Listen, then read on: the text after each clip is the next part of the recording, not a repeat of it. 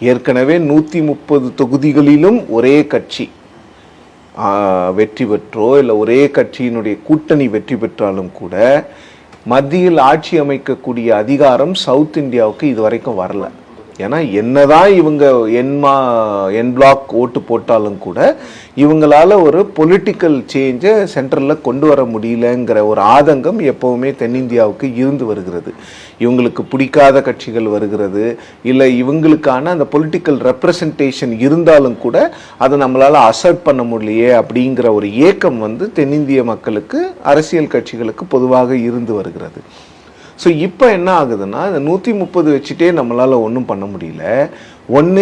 இப்போது 2 விஷயந்தான் இருக்குது. ஒன்று, இந்த ஃப்ரீஸை வச்சுக்கிட்டு இப்போ என்ன பண்ணலான்னா 543க்கு மேலே போகாது, ஆனால் இந்த 543 இடங்களுக்குள்ளாகவே நாம் தொகுதிகளை பாப்புலேஷன் வைஸ் நீங்கள் மறுவரை பண்ணிங்கன்னா சவுத் இந்தியாவுக்கு கிட்டத்தட்ட ஒரு 25லேருந்து 26 இடங்கள் குறையும்.